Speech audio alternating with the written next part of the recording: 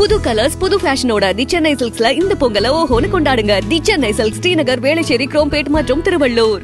சேலம் பழைய பேருந்து நிலையத்தில் உள்ள மாநகர பேருந்துகளில் இருக்கும் பயணிகளை இறக்கிவிட்டு பேருந்துகளை பணிமனைக்கு செல்லும்படி போராட்டத்தில் ஈடுபட்டுள்ள தொழிற்சங்கத்தினர் அறிவுறுத்தி வருகின்றனர். இதுகுறித்தான கூடுதல் விவரங்களை செய்தியாளர் வினோத் வழங்கிட கேட்கலாம். வணக்கம் வினோத், விவரங்கள்.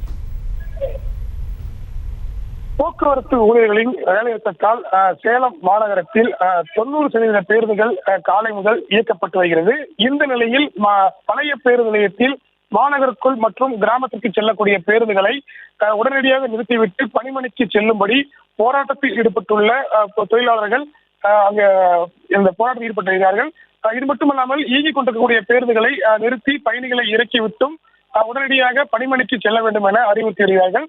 இதனால் போக்குவரத்து ஊழியர்களுக்கும் பணியில் இருந்த ஓட்டுநர்களுக்கும் கடுமையான வாக்குவாதம் ஏற்பட்டது. இது குறித்து தகவல் அறிந்த சேலம் மாநகர போலீசார் இரு தரப்பிடையே தற்போது பேச்சுவார்த்தையில் ஈடுபட்டிருக்கிறார்கள்.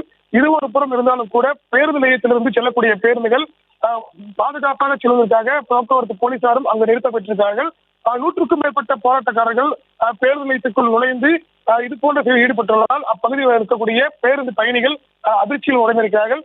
தொடர்ந்து போலீசார் இடையே இந்த பேச்சுவார்த்தையானது தற்போது நடைபெற்று வருகிறது. இது ஒரு புறம் இருந்தாலும் கூட அந்த போக்குவரத்தை பேருந்தில் இயக்கக்கூடிய ஓட்டுநர்களுக்கும் போராட்டத்தில் ஈடுபட்டுள்ள தொழிலாளர்களுக்கும் கடுமையான வாக்குவாதம் தொடர்ந்து நீடித்து வருகிறது. ஏனென்றால் காலை முதலே 90% பேருந்துகள் இயக்கப்பட்டு வரும் நிலையில் அந்த பேருந்துகள் எதுவும் இயங்கக்கூடாது என போராட்டத்தில் ஈடுபட்டுள்ள தொழிலாளர்கள் தொடர்ந்து கோரிக்கை வைத்து வருகிறார்கள். விவரங்களுக்கு நன்றி வினோத்.